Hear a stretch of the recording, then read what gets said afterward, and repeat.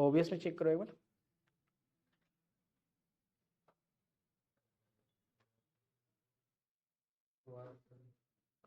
Hello, pause हो गया क्या? नहीं नहीं ठीक है। ओबीएस में चेक करो, आवाज जा रहा है ना एक बार? ओबीएस में चेक करो एक बार। हेलो, हाँ ठीक है, ओके ठीक है। Okay, good morning, good evening, जो भी है, गुड आफ्टरनून, सब कुछ एक साथ सबको, ठीक है। तो भाई साहब हम लोग थर्ड सेमेस्टर का क्लासेस जो है ऑलरेडी स्टार्ट कर चुके हैं, और जो बच्चे हमें यूट्यूब पे देख रहे हैं और उन लोगों को लग रहा है कि अभी थर्ड सेमेस्टर तो शुरू हुआ है, अभी चलेगा 20-25 दिन, थोड़ा आराम से मटियाते हैं। पहले झारखंड में सरकार तो बना ले, देख तो ले बीजेपी का बन रहा है कि जेएमएम का बन रहा है? तो भाई साहब तुम्हारे कारण इलेक्शन, तुम तो वोट भी नहीं दोगे, अभी वोट देने के लायक हो गए, अभी तो 18 साल नहीं पूरा बाबू है। तो ऐसा है बाबू साहब, तुम्हारे कॉलेज में अभी पढ़ रहा होगा इलेक्शन वाला, बूथ वाला कुछ, ठीक है, और ये चलेगा अभी लंबा। अगर तुम ये सोच रहे हो ना कि कॉलेज में जाएंगे उसके बाद हम ऑनलाइन लेंगे या ऑफलाइन आएंगे, तो डूब जाओगे, आराम से नहीं डूबेगा, ठीक है। थर्ड सेमेस्टर में हो, नया जोश के साथ, जो गलती तुम्हारा सीनियर किया कि आराम से धीरे धीरे पढ़ रहे हैं, चलेगा, चलो हो है, वो वाला काम करोगे तो फिर वही वाला हाल है, धीरे धीरे जैसे सड़क सड़क के चलता है चलेगा काम। तो पहले तो बात है कि सिलेबस के बारे में जानकारी है कि नहीं, कि सब्जेक्ट है कि सब्जेक्ट नहीं है, ये तो जानकारी हो जाए। क्या कि सिविल इंजीनियरिंग नाम का पल्ला पहली बार पढ़ा ना, सेकेंड सेमेस्टर में था नहीं, क्या था? बिल्डिंग मटेरियल था। बिल्डिंग मटेरियल में क्या क्या पढ़े थे? Cement, timber, bricks and something like bamboo वगैरह, ये सब भी था नहीं, कुछ फाइबर्स भी था, क्ले का प्रोडक्ट्स भी था, है कि नहीं? पता नहीं तुम लोग पढ़े थे कि नहीं पढ़े थे, जो भी था है? पढ़े थे थोड़ा बहुत, कोई बात नहीं, सब पढ़ेंगे लेकिन फोर्थ सेमेस्टर में, ठीक है। अभी थर्ड सेमेस्टर में कौन कौन सा सब्जेक्ट है, पहले तो ये देख लो थर्ड सेमेस्टर में क्या पढ़ना है, कौन कौन सा सब्जेक्ट है, जरा नाम बताओ तो देखें कौन कौन नाम बता पाते हो सब्जेक्ट का, एटलीस्ट नाम तो बता दो भाई साहब। पहला नाम क्या है सब्जेक्ट का? अरे गजब, क्या नाम है इसका? स्ट्रेंथ ऑफ मटेरियल है। कौन टॉपर है भाई साहब? अरे सबके लेवल निकलेंगे अब यहाँ पे, ठीक है। स्ट्रेंथ ऑफ मटेरियल, इसमें और एक चीज पढ़ना है, इंजीनियरिंग मैकेनिक्स। अब बात आएगा, ई कौन नया टर्म है भाई साहब? जो लोग पढ़ के आए होंगे 12th, ठीक है, उन लोगों को तो मैकेनिक्स के बारे में काफी आइडिया होगा, लेकिन मैकेनिक्स के साथ एक वर्ड और जुड़ा है, इंजीनियरिंग मैकेनिक्स। तो हम लोग उसको इंजीनियरिंग के दृष्टिकोण से देखने वाले हैं। समझ में आया बात? ठीक है। सोम के बाद देखो क्या पढ़ना है, और क्या सब्जेक्ट है? Newton's law.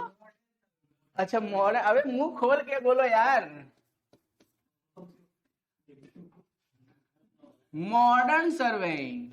अरे भाई साहब, अब तुम सब्जेक्ट का नाम देखो क्या लिखा है, मॉडर्न सर्वेइंग, इसका मतलब कुछ ओल्ड सर्वेइंग रहा होगा ना, है? तो वो तो पढ़ना पड़ेगा। हाँ भाई साहब, तो ऐसा है कि आपका सिलेबस फर्स्ट सेमेस्टर में बेसिक सर्वेइंग दिया हुआ था, आप जब सेकेंड सेमेस्टर में थे तभी आपका सिलेबस चेंज हुआ सेकेंड सेमेस्टर के अकॉर्डिंग, ठीक है। लेकिन जब आप फर्स्ट सेमेस्टर में थे उस समय तो पुराने के सिलेबस फॉलो हो रहा था, बात समझो। तो अब हुआ क्या, सेकेंड सेमेस्टर से आपका सिलेबस चेंज होना शुरू हुआ, लेकिन फर्स्ट सेमेस्टर में जो अभी इंट्रोड्यूस किया है वो तो टेक्निकल कहां पढ़े? आप पढ़े नहीं पढ़े, यहीं पे हो गया है ब्लेंडर। वहां पे क्या था आपका? Basic surveying. अब उसी से रिलेटेड क्या है? Modern surveying. तो ये वाला सब्जेक्ट में आपका हो गया घपला। समझ में आया बात? तो इसको बहुत बारीकी से पढ़ना पड़ेगा। पढ़ना तो सब चीज बारीकी से है, लेकिन मेहनत हमको इसमें थोड़ा ज्यादा करना पड़ेगा। चलो अभी तो पहले सब्जेक्ट का नाम लिखते हैं, उसके बाद हम लोग पढ़ते हैं क्या क्या पढ़ना। और क्या पढ़ना है? Construction techniques. Very good, construction techniques. ये कंस्ट्रक्शन टेक्निक जो आपका सब्जेक्ट है ना, इसको हम लोग पढ़ते थे कंस्ट्रक्शन टेक्नोलॉजी के नाम से। कब पढ़ते थे? 4th सेमेस्टर में। ठीक है, 3 गो मेजर सब्जेक्ट जो आपको टेक्निकल में पढ़ना है वो यही तीनों है। एक डिजाइन का पेपर है ऑटोकैड, वो डिजाइन करने के लिए आपको आएगा कि भैया जैसे आप प्लानिंग बनाते हो ना कि कहाँ पे घर होगा, कितना डायमेंशन का रूम होगा, कितना डायमेंशन का आपका चौखट होगा, कितना डायमेंशन का पिलर लगेगा। डायमेंशन मतलब लंबाई चौड़ाई, ऊंचाई का वहां पे बात अभी फिलहाल आप लोग का सिलेबस में नहीं होगा, 2D है, 2 डायमेंशन पे बात करेंगे। बात समझ में आया? तो ये जो है ना, लोग कभी कभी मिस करते हैं इसको। वैसे आपके कंपटीशन में ऑटोकैड का कोई अस्तित्व नहीं है अगर आप सरकारी नौकरी लेना चाहते हो तो। लेकिन घर बैठे अगर आप कमाना चाहते हो तो भाई साहब इसके बिना कुछ हो ही नहीं सकता। ठीक है, अभी गांव देहात में अपना देखना, जो लोग डिप्लोमा करके बीटेक करके बैठा होगा, एगो बोर्ड लगा दिया होगा civil engineer map and planning, बात बुझे, एगो ऑफिस खोल के एकदम कुर्सी, ये पहिया वाला कुर्सी लगा के, शीशा वाला दरवाजा लगा के बढ़िया सा ऑफिस बनाया होगा कि इंजीनियर बाबू हैं उस इलाके के। तो भाई साहब ये ऑटोकैड का कमाल है। समझ में आया? जिसको थोड़ा सा भी जानकारी है वो अपना कमा लेगा। ठीक है, बाकी दहेज अपना उठाइए लेगा वो। ठीक है तो देखो अब पढ़ना क्या क्या है, सबसे पहले तो ये समझ लो। ठीक है, इसमें पढ़ना क्या है, सब्जेक्ट का क्या नाम है? Strength of material. मटेरियल माने सामान, स्ट्रेंथ माने मजबूती, क्षमता। मतलब क्या? फेल करने से पहले, फेल करना मतलब यहाँ टूटना ही सिर्फ नहीं है। अच्छा एक बात बताओ, ये बीम है, इसको बीम कहते हैं, पता है ना?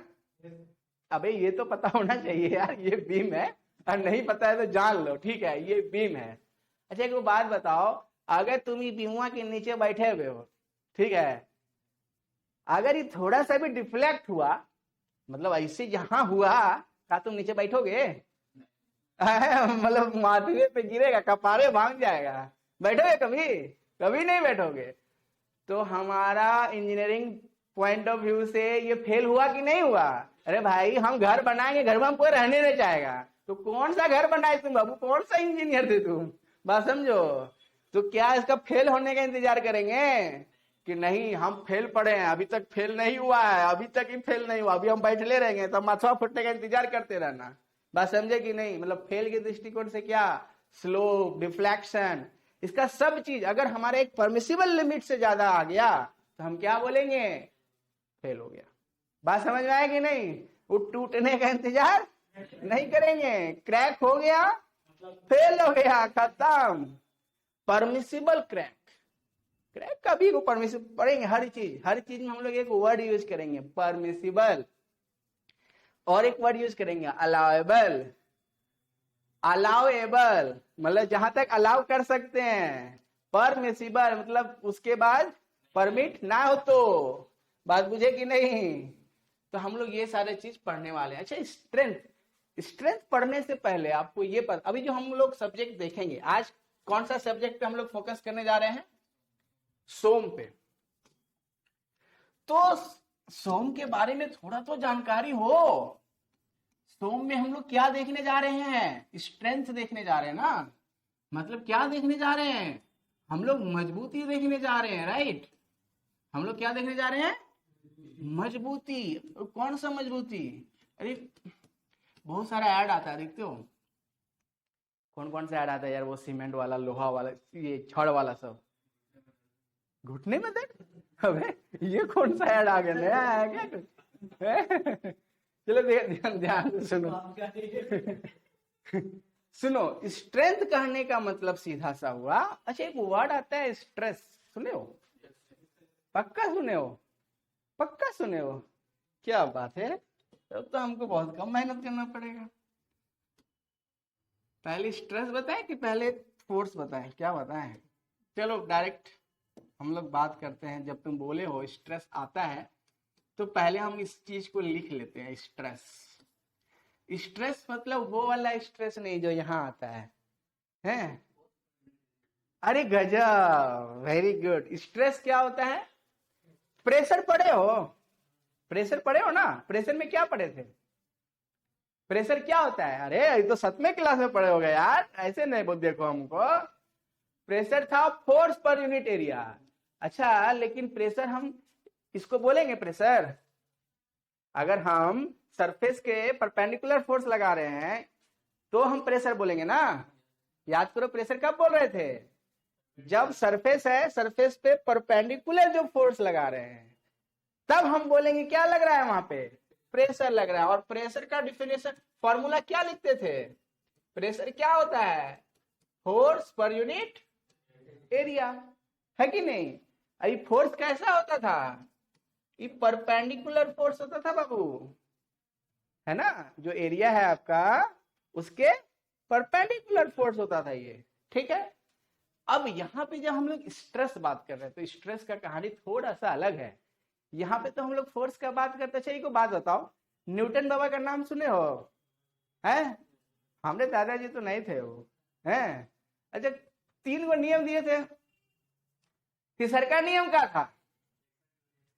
Action, action to reaction. अबे तुम शेर तो हम भी शेर, सीधा सा मतलब। क्या पहला नियम क्या था? अरे सीधा सा, अरे तुम लोग यार क्या पढ़ाई की हो यार, तुम लोग कुछ भी नहीं पढ़े हो बाप। अब सुनो, ढीठ समझते हो? अरे क्या क्या पढ़ के आ गए हो पता नहीं, ढीठ समझते हो? हैं? ढीठ, ढीठ बोल चाल की भाषा मतलब ढीठे है, उठने नहीं करेगा। अरे जैसे मम्मी पापा सुबह उठाने के लिए आते होंगे तो जब तक पढ़ता नहीं होगा या पानी नहीं छिड़कता होगा तो ढीठ नहीं उठेगा, है? तो वही वाला ढीठ, पतित जिसको बोलते हैं, कितनों बोल लो करेगा वही तो काम। समझ में आया? तो वही ढीठ और पतित। तो न्यूटन बाबा पहली बार उसको साइंस की दृष्टिकोण से बोले, ठीक है? जो इनर्शिया बोलते हो ना, वो इनर्शिया और कुछ नहीं है, ढीठपंथी है तुम्हारा। हर इंसान के अंदर ढीठपंथी होता है। तो न्यूटन बाबा बोले नहीं नहीं, खाली इंसाने ढीठ नहीं होता है, ये दुनिया में तुम जितना चीज देख रहे हो सबके अंदर क्या होता है? ढीठपंथी होता है। ढीठ मतलब क्या? सोया है तो सुतले रहेगा जब तक उसको कोई लात मार के नहीं उठाए, बात समझो। और अगर दौड़ रहा है, खेल रहा है तो खेलते हैं जब तक उसको कान पकड़ के घर नहीं लाए, समझो वही वाला बात। तो अब उसको रिलेट करो जरा फर्स्ट लॉ को। कैसे रिलेट करोगे? क्या पढ़े थे? अबे क्या पढ़े थे कि अगर कोई बॉडी रेस्ट में है मतलब सुतले है तो सुतले रहेगा, रेस्टे में रहेगा, until and unless some chappal is applied on the face, है? समझ में आया कि नहीं? until and unless some external force is applied. तो that is first law. First law is related with ढीठपंथी। समझ में आया? चप्पल जो पड़ेगा मतलब ढीठपंथी, अगर ढीठ रहेगा तो ढीठपंथी को तोड़ने के लिए क्या चाहिए? चप्पल चाहिए। और वो चप्पल कितना जोर से लगेगा चोट, दैट इज सेकेंड लॉ।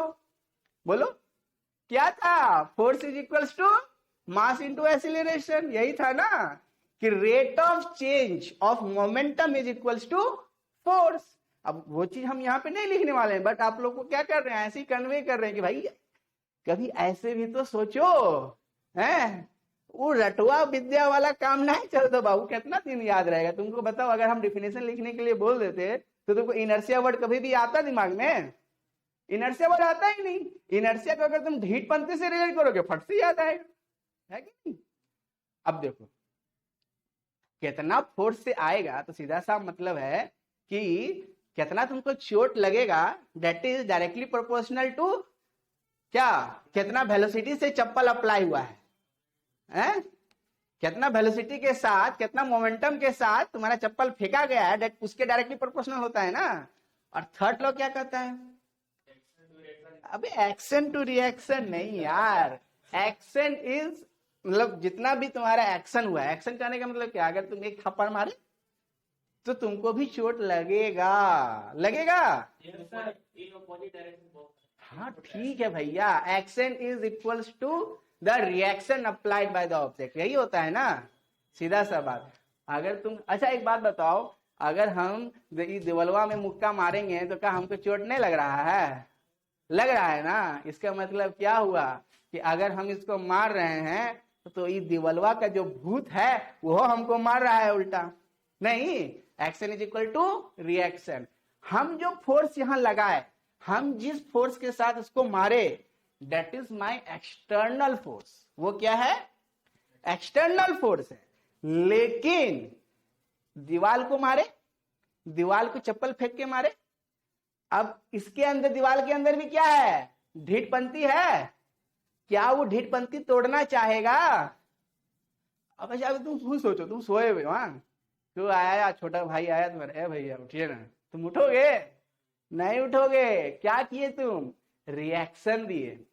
तुम्हारा रिएक्शन फोर्स क्या था? प्रबल था।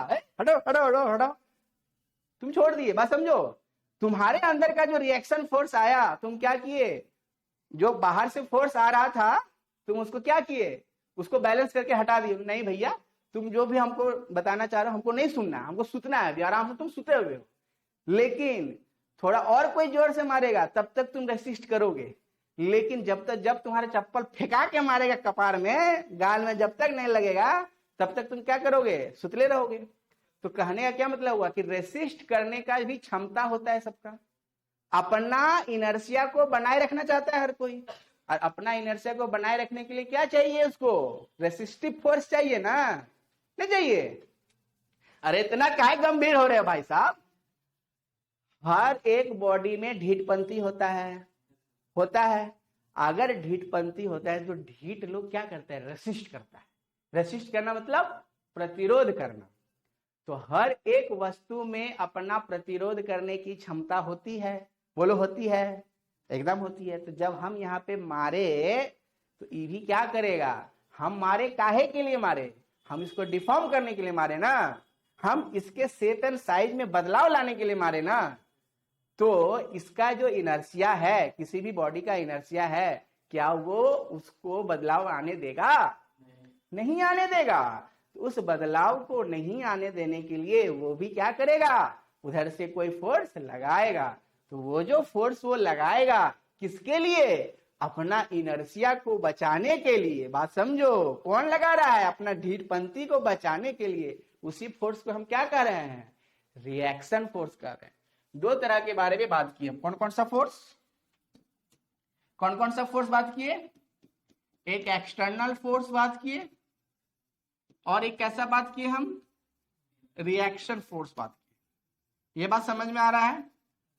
एक्सटर्नल फोर्स और रिएक्शन फोर्स। एक्सटर्नल फोर्स कौन सा होता है? जो हम लोग लगाते हैं, बाहर से लगने वाला फोर्स। नहीं, बाहर से लगने वाला फोर्स। अच्छा, एक वो चीज सबसे इंपॉर्टेंट है यार, तुम लोग तो हमसे पढ़े नहीं 11 12 या फिर ना ही first semester second semester. Boy माने क्या होता है? बॉय माने, बॉय माने नहीं, यही गलती है। बॉय माने लड़का नहीं होता है, बॉय माने बॉय ही होता है। बॉय का कैरेक्टरिस्टिक्स क्या क्या होता है वो समझो। बात समझ में आया? हर चीज का हिंदी मतलब ढूंढने जाओगे तो खाली हिंदी ढूंढते रह जाओगे, बॉय होता क्या है ना असल में वो चीज पते नहीं चलेगा। बात समझ में आया? बॉय माने बॉय, फोर्स माने बल नहीं होता है। फोर्स क्या होता है वो जानू। बात समझ में आया? क्यों बता रहे हैं ये वाला चीज? क्योंकि हर चीज तुमको अंग्रेजी में ही पढ़ना है, ठीक है? ये अगर माइंडसेट रहा, फोर्स माने बल, अच्छा, अरे बल जान के तुम क्या किए? तुमको एग्जाम में तो लिखना फोर्स से है। बात समझो, ये वाला माइंडसेट जो है ना, बैठा हुआ 10वीं तक से, हर चीज का क्या करना है? हिंदी मतलब जाना। अबे जान के क्या करोगे? क्वेश्चन भी अंग्रेजी में ही आने वाला है। बात समझ में आया? और हिंदी में तो अपने सेमेस्टर में लिखोगे तो नंबर वो नहीं मिलने वाला, पता है ना ये वाला बात? चलो, एक्सटर्नल फोर्स समझ में आ गया। और हम एक बात कौन सा फोर्स का किए? Reaction force. रिएक्शन फोर्स कौन सा फोर्स हुआ? रिएक्शन फोर्स कौन सा फोर्स है? मतलब ये हर एक बॉडी के अंदर में होता है। It is an internal force applied to क्या? Applied to resist the external force. बोलो, ये वाला बात समझ में आ रहा है? क्या हम बोल रहे हैं? ये रिएक्शन फोर्स को समझना है। ये रिएक्शन फोर्स क्या होता है? इट इज एन, बोलो, it is an internal force. बोलो बाबू, internal force of a body. ये किसी भी बॉडी का क्या होता है? इंटरनल फोर्स होता है। कौन सा इंटरनल फोर्स होता है ये? काहे का इंटरनल फोर्स? To resist. क्या चीज को रेसिस्ट करेगा? Resist the external applied force. External applied force काहे लगा रहा है? एक्सटर्नल अप्लाइड फोर्स के विरोध में। ये एक्सटर्नल अप्लाइड फोर्स के विरोध में फोर्स लगा रहा है ना भाई साहब, लेकिन काहे लगा रहा है? टू मेंटेन इट्स ढीठपंथी। समझ में आया क्या? बोलो बाबू, टू मेंटेन इट्स क्या? अबे ढीठपंथी को बोलो अब यहां शुद्ध मतलब इसमें यहां ढीठपंथी नहीं लिख देना, इनर्शिया। बात समझ में आया? तो कॉपी निकालो, फटाफट लिखो क्या होता है एक्सटर्नल फोर्स और क्या होता है रिएक्शन फोर्स। एक्सटर्नल फोर्स तो आज तक पढ़ते आए थे, इंटरनल फोर्स और रिएक्शन फोर्स तुमको नहीं पता था। लिखो इसको। अभी रिएक्शन फोर्स नहीं पढ़ोगे तो स्ट्रेस कहां से पढ़ोगे यार? है बोल रहे स्ट्रेस पता है। चलो लिखो इसको जल्दी। क्या क्या नाम है तुम लोगों का? नाम क्या क्या है बाबू? पप्पू यादव। अरे भाई साहब बहुत भयानक नाम है यार। इधर सब यहाँ खिलाड़ी सब है। इधर बाबू राहुल मंडल। सॉरी गलती हो गया सुनने में भाई साहब। इधर जी पंकज। ये तो बड़ा शुद्ध नाम है एकदम ने, शुद्ध नाम है। नाम दिख रहा है खाली सिंपल क्या? इधर रोशन। चलो बढ़िया बात है, नाम रोशन करो इस बार। है लिख लिए? अबे कितना लिखोगे यार? नोट्स वगैरह तो मिल ही जाएगा, ठीक है, फिर भी लिख लो। देखो बच्चा, अरे रोशन करो थोड़ा अपना कॉपी को भी है। कम से कम ये तो लिख लो कौन कौन सा टॉपिक्स है, ठीक है। इंजीनियरिंग मैकेनिक्स जब बात आता है ना, तो इंजीनियरिंग मैकेनिक्स में सबसे पहला बात यही आता है। अच्छा बोतल है क्या? एक एग्जांपल इससे भी दे सकते हैं। बोतल है, पानी वाला बोतल एक का ऊपर है छज्जा पे, देखो निकालो बाबू।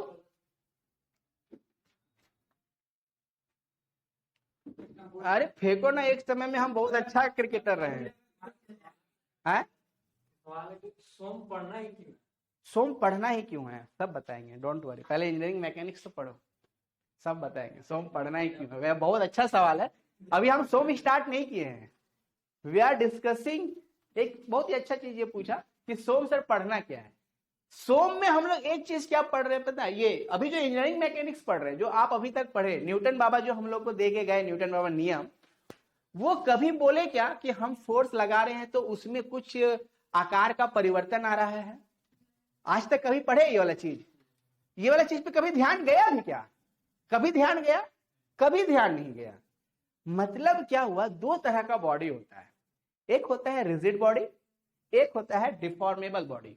जब हम यहाँ पे बॉडी का बात कर रहे हैं, जब हम यहाँ पे बॉडी का बात कर रहे हैं, तो बॉडी दो तरह का हो सकता है। वेरी गुड क्वेश्चन, ठीक है।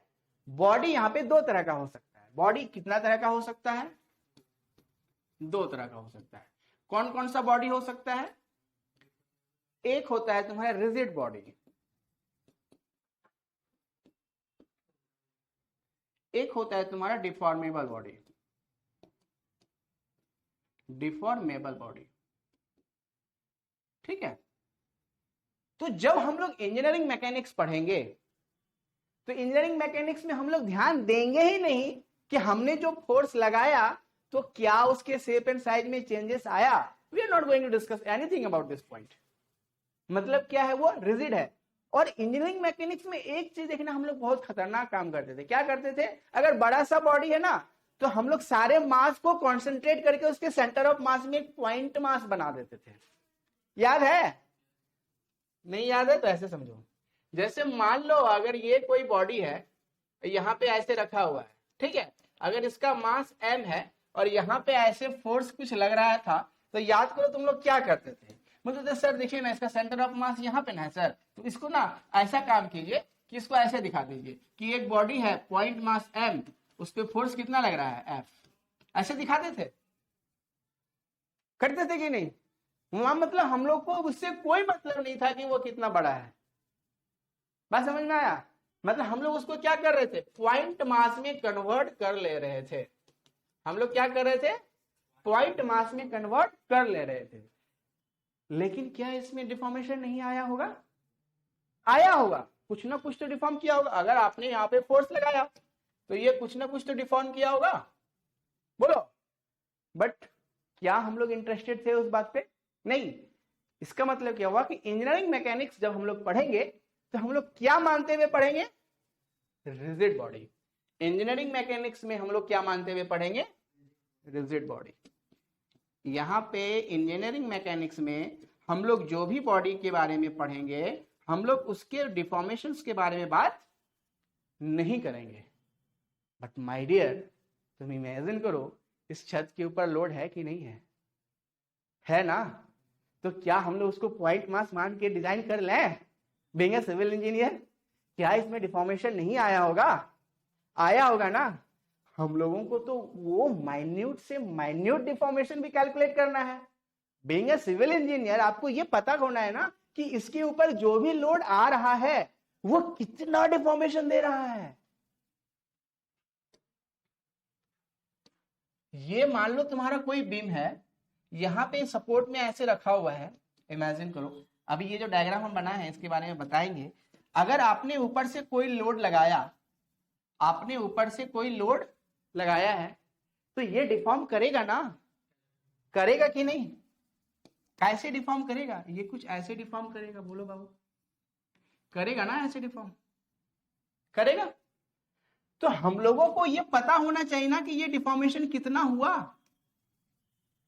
क्या कहीं ऐसा ना हो कि हमारा बीम ऐसे झूल रहा है और हम नीचे बैठे, नहीं नहीं थोड़ा सा जल्दी खत्म कीजिए ना क्लास, हमको जाना है, नहीं तो गिर जाएगा बीम। ये वाला हाल ना हो जाए। अब समझ में आया सोम क्यों पढ़ना है? सोम क्यों पढ़ना है? ताकि हम लोग क्या कर सकें, ये कैलकुलेट कर सके कि ये थीटा कितना बन रहा है। बात समझ में आया? ये स्लोप यहाँ पे कितना बनेगा, ये डिफ्लेक्शन कितना होगा। This is the difference between engineering mechanics and strength of material. Strength of material में हम लोग क्या कर रहे हैं, हर एक चीज को बारीक से देखेंगे कि अगर कोई लोड लगा तो उस लोड के कारण क्या क्या चीजें आ रही है। भाई साहब, जब हम सोम स्टार्ट करेंगे ना तो सबसे पहला हम डिफिनेशन ही लिखेंगे। सोम स्टार्ट करने से पहले हम लोग मतलब क्या बोलते हैं, डिफरेंशिएट करेंगे। एक कॉलम में बनाएंगे इंजीनियरिंग मैकेनिक्स, एक कॉलम में बनाएंगे स्ट्रेंथ ऑफ मटेरियल, और उसके बाद दोनों का डिफरेंशिएट लिखेंगे 5 गो पॉइंट कि इंजीनियरिंग मैकेनिक्स में ये था और अब स्ट्रेंथ ऑफ मटेरियल में ये होगा। तो उस समय जब सोम स्टार्ट करेंगे तब बताएंगे। बात समझ में आया? तुम क्या किए, कम से कम 3 से 4 लेक्चर पहले ये सवाल पूछ दिए। बात समझ में आया? वैसे वेल एंड गुड, अच्छी बात है, कम से कम दिमाग में सवाल तो आया। बात समझ में आया? इससे ये पता चलता है कि सिविल इंजीनियरिंग का गुण असल में बच्चे में है कि नहीं, छिपा हुआ है अभी तक, है बाहर आ रहा है, धीरे धीरे आएगा बाहर। चलो ये बात समझ में आ गया कि इंजीनियरिंग मैकेनिक्स में हम लोग क्या कर रहे हैं। हम ये वाला वर्ड अभी तक जानबूझ के इस्तेमाल किए ही नहीं थे। क्यों? क्योंकि जब सोम पढ़ाते तभी rigid body and deformable body के बारे में बात करते। अब ये सब चीज तुमको समझ में नहीं आया होगा कि ये हम क्या डायग्राम बनाए, ये क्या है, लोड है। अबे ठीक है यार, बच्चा लोग क्या समझेगा यूडियल लोड क्या होता है? ठीक है, तो ये सब चीज हम लोग बात करेंगे वहां पे जब सोम टॉपिक लिखेंगे और बोलेंगे कि ये सोम के अंदर चल रहा है। अभी जो स्टार्ट किए हैं that is engineering mechanics, simple engineering mechanics. बात समझ में आया? That comes against unit 1। तो चलो अभी सोम लिखे भले हैं बट हम लोग का अभी चल क्या रहा है, ये इंजीनियरिंग मैकेनिक्स। समझ में आया? ये जो भी चीजें हम लोग अभी पढ़ रहे हैं that comes against engineering mechanics. अभी तक सोम स्टार्ट नहीं हुआ है। अच्छा, इसीलिए सवाल आ गया कि सर हम लोग सोम में पढ़ रहे हैं और सोम में क्यों पढ़ रहे हैं। नहीं, ये चीज था। चलो कोई बात नहीं, ये सब चीज किसमें पढ़ रहे हैं हम लोग? इंजीनियरिंग मैकेनिक्स में पढ़ रहे हैं। और इंजीनियरिंग मैकेनिक्स में हम लोग क्या पढ़ते हैं? रिजिड बॉडी पढ़ते हैं। तो हम लोग को वहां पे डिफॉर्मेशन के बारे में तो जानकारी नहीं मिल रहा है, लेकिन डिफॉर्मेबल बॉडी में किसमें पढ़ते हैं हम लोग? स्टोम में पढ़ते हैं। बात समझ में आया? बोलो बाबू, कोई दिक्कत? डाउट क्लियर हुआ? पक्का? ऑनलाइन वाले बच्चे जो लोग देख रहे होंगे इसी बहाने कम से कम, उन लोग का भी डाउट क्लियर हो गया। अभी तो कोई लाइव होगा नहीं। चलो, ये बात समझ में आ गया। और हम लोग क्या बात कर रहे थे? और कुछ बात कर रहे थे क्या? पॉइंट मास पे बात कर रहे थे। पॉइंट मास पता है ना? अगर कोई रिजिड बॉडी है तो हम लोग क्या करते हैं? सारे का सारा मास, जैसे इतना बड़ा हेवी शरीर है हमारा, देखो हैं, अब सारे मास को हम लोग क्या करते हैं? छितराया हुआ मास है ना जी। हाथ का मास अलग है, मूड़ी का मास अलग है, पैरवा का मास, मतलब मास बोले तो खाने वाला मास नहीं भाई साहब, ठीक है। वजन का बात कर रहे हैं। सबका मास डिस्ट्रीब्यूटेड है ना। अगर हम कोई एक जगह पे अपने आप को कॉन्सेंट्रेट करके अपना वजन बताना चाहें तो कहां पे कॉन्सेंट्रेट करते हैं? एग्जैक्टली नाभि पे। नाभि is our centre of rigid body. Rigid अभी तो तुम वहीं पे अटके हुए हो। रिजिड मतलब क्या होता है? रिजिड मतलब क्या? एक, हाँ, रिजिड मतलब ढीठ टाइप। मतलब क्या है कि वो तुम उसको कितना मार दो कुछ असर होगा कि ना। बात समझ में आया? मतलब कि तुम उस पर फोर्स लगाओ चाहे कुछ भी करो, हम लोग क्या मान के चलेंगे? वो जैसा है वैसे ये रहेगा। और डिफॉर्मेबल मतलब, डिफॉर्म करना मतलब क्या? बदलाव आता है उसके शेप एंड साइज में। अरे सबका डिफिनेशन लिखेंगे, अभी डिफिनेशन नहीं लिखे हैं भाई साहब, थोड़ा सबर करो। अभी कहाँ हम लिखे? अभी तो खाली समझा दिए ऊपर ऊपर से। अभी डिफिनेशन लिखेंगे। अभी देखो हर एक चीज का डिफिनेशन लिख रहे हैं ना। रिएक्शन फोर्स का डिफिनेशन लिखे ना, वैसे ही हर चीज का हम लोग स्टेप बाय स्टेप चलेंगे। थोड़ा सा सबर कर लो। तो ये बात समझ में आ गया पॉइंट मास क्या होता है। तो हम लोग डिस्कशन कर रहे थे स्ट्रेस पे। यार हमें आने तो दो स्ट्रेस पे हैं। कहां पे बात कर रहे थे हम लोग? Internal force, external force. देखो ये गंदा सा डब्बा है, बात को समझो। यहाँ पे हम अपने उंगलियों से इसे दबा रहे हैं, तो उंगली से जो फोर्स इस पे पड़ रहा है, अबे झाड़ के देना था यार।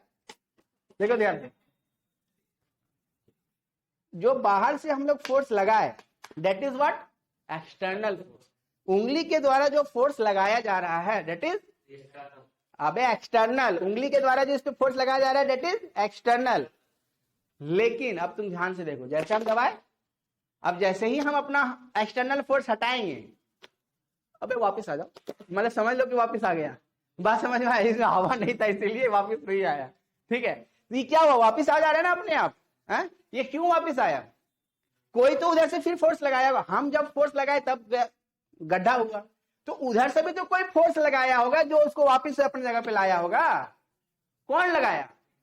इंटरनल रिएक्शन फोर्स, उसका अपना इंटरनल रिएक्शन फोर्स। समझ में आया बात? कोई दिक्कत? ये रिएक्शन फोर्स क्लियर हुआ? नहीं क्लियर हुआ? पक्का ना? तो अगर हम बोले कि स्ट्रेस क्या है, पहला सवाल ही मेरा यही था कि व्हाट इज स्ट्रेस। क्वेश्चन क्या था? व्हाट इज स्ट्रेस, यही सवाल था ना। तो स्ट्रेस क्या है? इट इज एन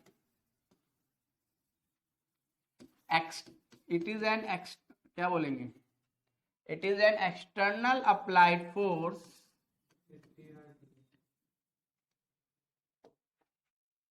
एक्सटर्नल नहीं, इंटरनल।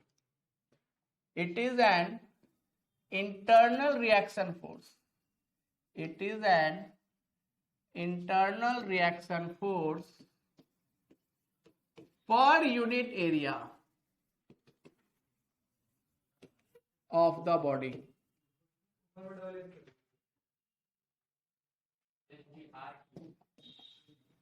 ठीक है, तो क्या है ये?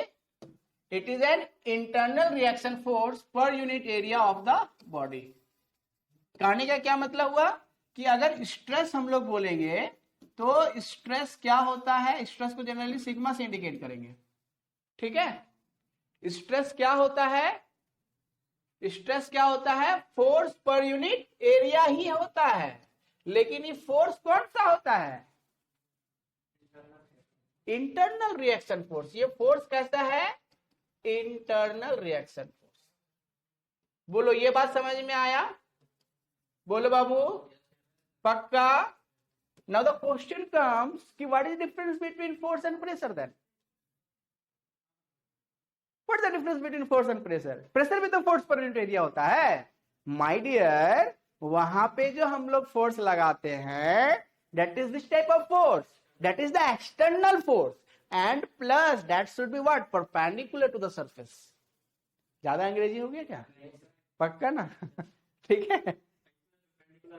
इसमें मतलब doesn't require any perpendicular force or external force. What is that, it is an internal reaction force. कौन लगा रहा है, क्या हम लोग लगा रहे हैं, क्या हम लोग लगा रहे हैं, क्या हम लोग नहीं लगा रहे हैं,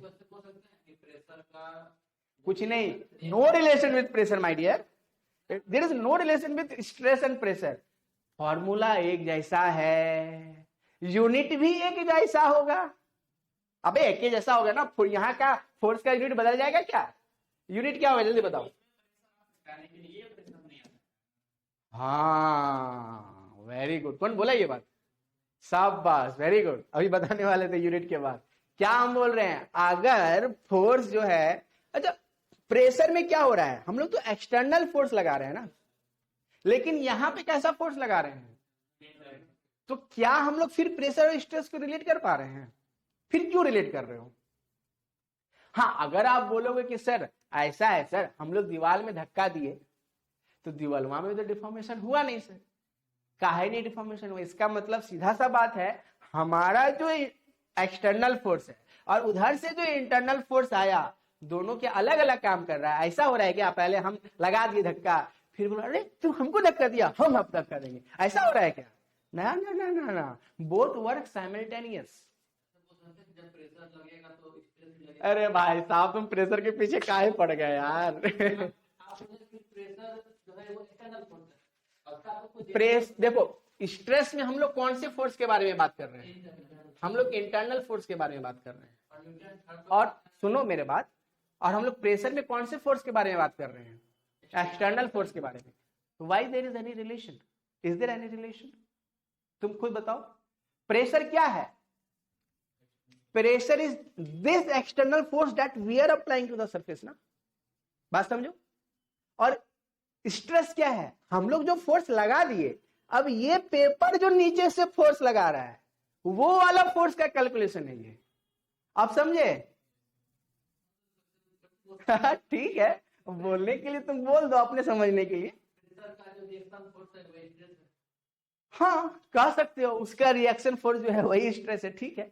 लेकिन यहाँ पे स्ट्रेस तुम लोग जब कैलकुलेट करोगे तो ध्यान में क्या रखना है, फॉर्मूला तो दोनों का सेम है, लेकिन क्या करना है, ये जो फोर्स है वो कैसा होना चाहिए, इस हाँ बस इतना ही अंतर है। अच्छा हम लोग ऐसा यूनिट लिख दें क्या, बताओ इसका ऐसा यूनिट बता दो, ऐसा यूनिट बता दो।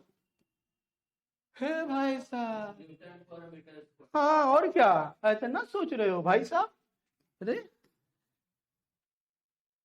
क्या नाम है, अक्षय, बताओ फोर्स का यूनिट क्या होता है, न्यूटन, इधर मीटर स्क्वायर। अच्छा एक और चीज था, डायमेंशनल फार्मूला याद है, पढ़ते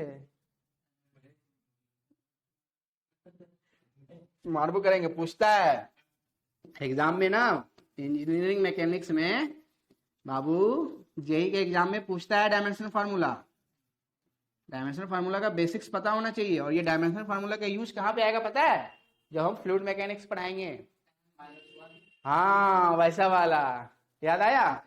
अरे चलो ना डायमेंशनल फार्मूला हम ही बता देते हैं निकालने के लिए, तुरंत सीख जाओगे। फोर्स क्या होता है, ये देखो फोर्स क्या होता है, मास इंटू एक्सीलरेशन होता है? बोलो हाँ, अबे हाँ बोलना है भाई साहब, अच्छा तुम लोग का पहला क्लास है ना, भूल गए थे भाई साहब, हाँ बोलना है, ये हाँ में बहुत ताकत होता है, ठीक है। अच्छा मास को कैसे लिख देते हैं, एम से, और एक्सीलरेशन क्या होता है, एक्सीलरेशन होता है तुम्हारा डिस्टेंस पर यूनिट टाइम का स्क्वायर, ऐसे यही होता था ना, डी बाई टी स्क्वायर। अच्छा भूल गए क्या यार तुम लोग, अब यो बताना पड़ेगा अलग से पेज में। चलो आओ जाओ डायमेंशन फार्मूला निकालते हैं हम लोग। बहुत मेहनत करने की जरूरत है हमको, हम समझ गए। नानी याद आ जाएगा, कोई बात नहीं, ज्यादा नहीं, पहला 5 से 10 क्लास में तुम लोग को दिक्कत आएगा, मतलब हमको दिक्कत आएगा, तुम लोग तो मजे में बैठे हो। देखो यार डायमेंशन फार्मूला कैसे निकालेंगे फोर्स का। पहले किसी भी चीज का अगर डायमेंशन फार्मूला निकालना है तो सबसे पहले क्या पता होना चाहिए हमको, अबे घोंचू, उसका फॉर्मूला पता होना चाहिए, ठीक है, मास इनटू एक्सीलरेशन। अब इसको जो है किसमें तोड़ना है तुमको, सारे फॉर्मूला को किसमें तोड़ो तुम, मास में तोड़ो, लेंथ में तोड़ो और टाइम में तोड़ो। मास, लेंथ और टाइम में फॉर्मूला को तोड़ दो, ठीक है, बोलो हाँ। हाँ तो जोर से बोलना है, खा पी के, बात बुझे कि नहीं। हाँ अब मास को किसमें तोड़ोगे, मास तो मास से रहतो, मास बदल दो कि बाबू, मास तो नहीं बदल तो ने। एक्सीलरेशन होता क्या है ये बताओ, अबे rate of change of velocity with respect to time, delta v by delta t. बोलो अब यो नहीं मालूम है तो उसको भी बताएंगे, फिर हमें तो बताना ही है। अच्छा वेलोसिटी मतलब क्या, लेंथ बाय टाइम, बोलो ना हाँ, और नीचे फिर से टाइम, तो इसको क्या लिख सकते हैं, एल बाई टी स्क्वायर लिख सकते हैं, बोलो हाँ। इसको लिख सकते हैं एल टी माइनस 2, बोलो हाँ। अबे यस सर नहीं, हाँ हाँ। इसको क्या लिख सकते हैं, लेंथ।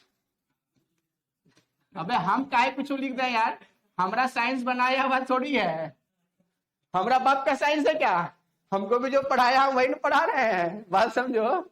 हम कोई साइंस का विद्वान थोड़ी हैं, हम कोई सिविल इंजीनियरिंग का विद्वान थोड़ी है भाई साहब, जैसे तुम स्टूडेंट हो वैसे सिविल इंजीनियरिंग के हम भी स्टूडेंट हैं, बस अंतर यही है कि हम थोड़ा ज्यादा पढ़ लिए हैं तुमसे, तो तुमको पढ़ा रहे हैं, समझ में आया।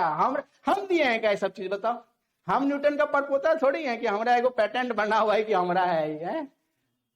देखो अब मास को कैसे दर्शाओगे, एम से, और लेंथ को कैसे दर्शाओगे, एल से, और टाइम क्या है, टी स्क्वायर। ये कितना हो गया, एम एल बटा टी स्क्वायर। ए भाई साहब ये नीचे अच्छा नहीं लगता देखने में, थोड़ा उसको ऊपर कर देना, इसको क्या लिख दोगे, एम एल टी माइनस 2। अब जब डायमेंशनल फार्मूला लिखा जाता है ना तो इसको एक बड़का डब्बा में बंद कर दिया जाता है, मतलब ये बड़का वाला बॉक्सवा में, खुला बॉक्स है, बिग ब्रैकेट है, तो इसको कैसे लिखेंगे, बोलो बच्चा, समझ में आया, पक्का, यस सर नहीं बोल रहा है, भूल जा रहे हो, आदत पड़ जाएगा, ठीक है। तो फोर्स का डायमेंशन फार्मूला कितना हो गया, एम एल टी माइनस 2।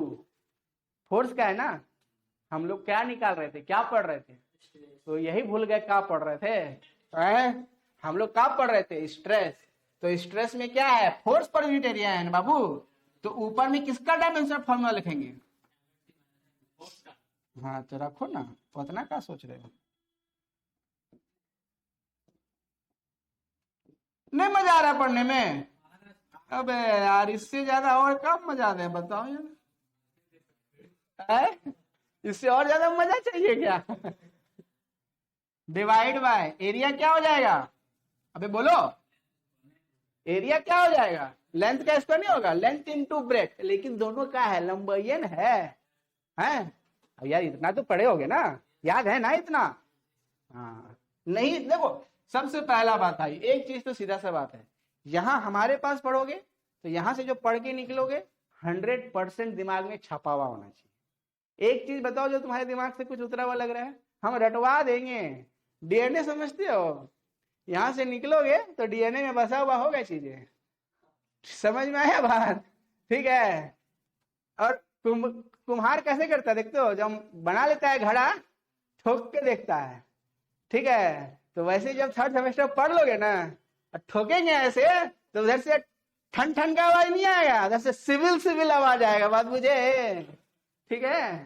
तो इसका बताओ जरा क्या होगा, फाइनल आराम से फाइनल बता दो, बस हो गया, अब देखो ये वाला क्वेश्चन तुम्हारा गुप्ता एंड गुप्ता में पूछा हुआ है तुम्हारा, यूपी ट्रिपल एसपी जेई। हाँ भाई जाओ, अरे हम समझते हैं ये सब चीज, ठीक है। यूपी जेई का जो एग्जाम हुआ था तुम्हारा 2013 या कब, वो सब चीज पहले पूछता था, अब इतना बेसिक नहीं पूछता है। काहे? ताकि अब डिजिटलाइजेशन का दौर है, ये सब बहुत आसान लगता है। लेकिन असल में स्ट्रेस क्या होता है? स्ट्रेस तुम किसी से भी पूछोगे तो क्या बोलेगा? Force per unit area. और जहां पूछ रहे फोर्स, कौन सा फोर्स है? वही फोर्स जो लगाते हैं ना ना ना ना, वो वाला फोर्स है क्या? ये कौन सा फोर्स है? इंटरनल रिएक्शन फोर्स है। बात समझ में आया? अच्छा, कभी दिमाग में आया ए बाबू, ठीक है। अच्छा एक बात बताओ, तुम बाहर से कितना फोर्स लगा रहे हो ये तो पता है? लेकिन भाई साहब ये बोतलवा अपना कितना उसका क्षमता है वो तो कैसे निकालोगे? हम लोग इंटरनल रिएक्शन फोर्स न लगा रहे हैं भाई साहब, वो तो कैसे कैलकुलेट करेंगे? यहीं पे तो न्यूटन बाबा है कि भाई साहब तुम जितना फोर्स लगा रहे हो उतने फोर्स उधर से लगाएगा, लेकिन इसका लगाने का क्षमता क्या है? मैक्सिमम कितना फोर्स उधर से लगा सकता है? 10 न्यूटन।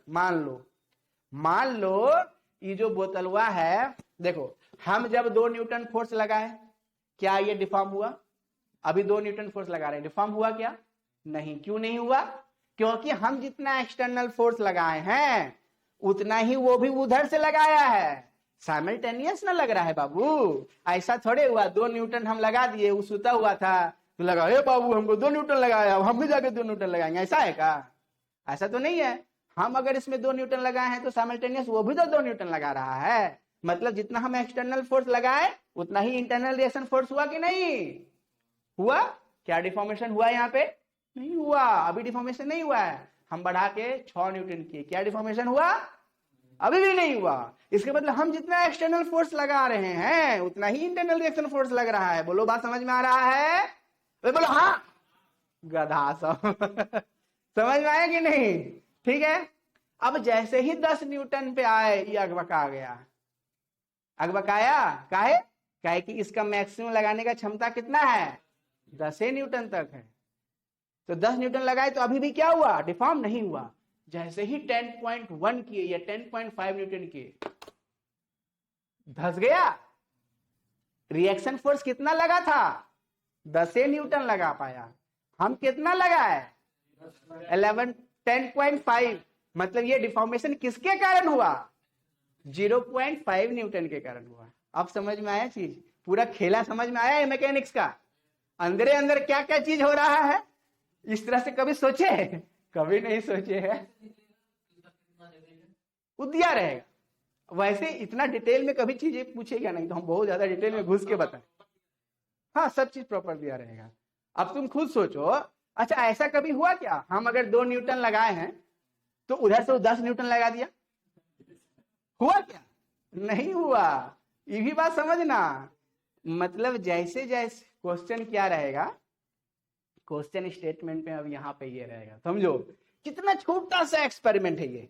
अभी जो एक्सपेरिमेंट किया कितना छोटा सा है, लेकिन यहाँ से क्वेश्चन क्या बनता है? समझो बात को। यहाँ से क्वेश्चन बनेगा एसएससी जेईई में स्टेटमेंट में क्या बनेगा कि as we increase the as external force increases the internal opposing force increases directly proportionally. ऐसे मतलब कि क्या? Internal reaction force is directly proportional to the external applied force. True है कि नहीं है? ट्रू है पक्का? ये ट्रू है। लेकिन अगर हम बोल देंगे ऑलवेज, क्या ऑलवेज होगा? नहीं, एक लिमिट तक होगा। अब देखो सिर्फ उस वर्ड को लेके क्या हो जाएगा? स्टेटमेंट गलत हो जाएगा। अगर हम बोल देते कि internal opposing force is directly proportional always to the external applied force, तो ये स्टेटमेंट गलत है। लेकिन अगर हम ये बोले कि internal opposing force is directly proportional to the external force, तो ये बात सही है। समझ में आया बात?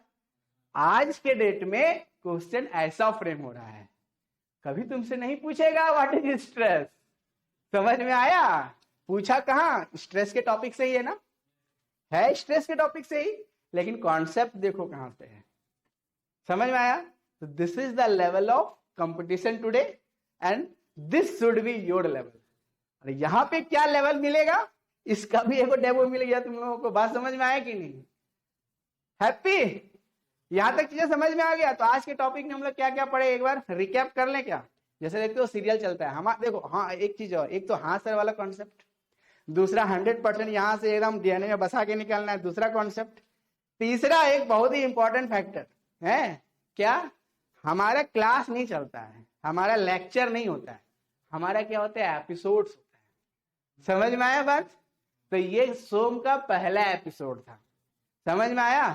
तो अब जैसे सीरियल चलता है, हाँ, तो जब खत्म हो जाता है तो अभी क्या चला इस एपिसोड में, क्या चला इस एपिसोड में, जरा बताओ भाई साहब, क्या पढ़े हम लोग इस एपिसोड में? हम लोग पढ़े रिजिड बॉडी क्या होता है, हम लोग पढ़े डिफॉर्मेबल बॉडी क्या होता है? हम लोग पढ़े फोर्स क्या होता है, और ढीठपंथी क्या होता है। ढीठपंथी को रिलेट कर लिए ना। अब इनर्सिया कभी भूलोगे? अब इनर्सिया दिमाग से कभी नहीं उतरा। इनर्सिया मतलब ढीठपंथी, पतितपंथी। बात समझ में आया कि नहीं? ठीक है, तो इनर्सिया तुम समझ गए, तुम डिफॉर्मेबल बॉडी समझ गए, तुम रिजिड बॉडी समझ गए, तुम इंजीनियरिंग मैकेनिक्स और सोम में डिफरेंस समझ गए। छोटा सा एक ही पॉइंट का भी डिफिनेशन अलग सिर्फ समझे हो, है? और क्या समझे कि रिएक्शन फोर्स क्या होता है, और रिएक्शन फोर्स जब समझे तब तुमको समझ में आया कि स्ट्रेस क्या होता है। इसीलिए स्ट्रेस क्या होता है, इंटरनल अपोजिंग होता है। यहां से स्ट्रेस आता है, अंदर से आता है स्ट्रेस। समझ में आया? ऐसे भी याद रख सकते हो कि स्ट्रेस क्या होता है, बाहर से नहीं आता है, किधर से आता है, भीतर से आता है। समझ में आया बात? रिलेट अगर कभी करना रहे तो कैसे याद रखोगे, स्ट्रेस किधर से आता है दिमाग में, भीतर से आता है, भीतर वाला फोर्स देता है। समझ में आया बात? कोई दिक्कत? तो that's it for all. Hope जो भी हमें यूट्यूब पे देख रहे हैं वो लोग एंजॉय किए होंगे इस सेशन को। सो गुड बाय, जय हिंद।